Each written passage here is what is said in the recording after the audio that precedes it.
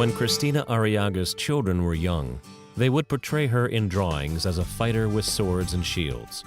The pictures weren't far from reality.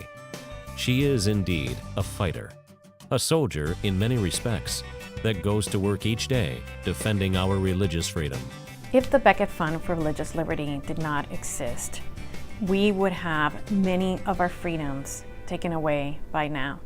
In the last 17 years, the Becket Fund has defended again and again the idea that religious liberty is a core foundational right, without which all other rights are nullified.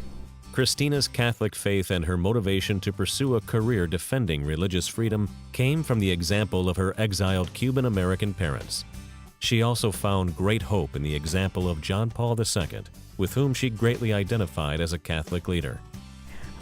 He was a great person at explaining to people where they came from and explaining to them that they were loved by God and that they should not be afraid. And I think it is important to remember those two aspects of his teachings to us and his example to us.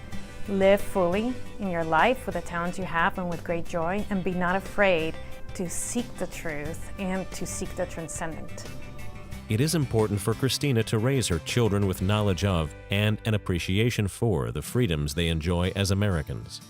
The work she does on behalf of the Becket Fund is quite simply, then, an extension of her role as a mother. Having children was beyond any experience I had expected, and having my first daughter, my first child, my daughter, and holding her, I wanted to make the world a better place for her and for my sons afterwards.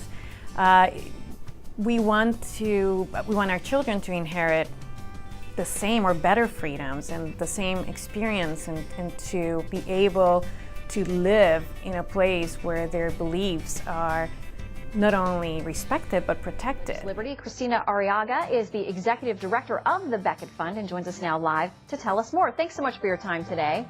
I wake up every morning thinking how faith impacts my life.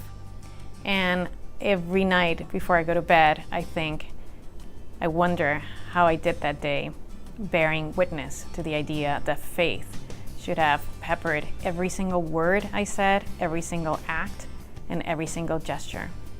I often fail, but faith is the core of my existence. It is what drives me every day to do the type of work I do. It is what allows me to be joyful, and it is what I think about when I witness the love of my children and of my husband.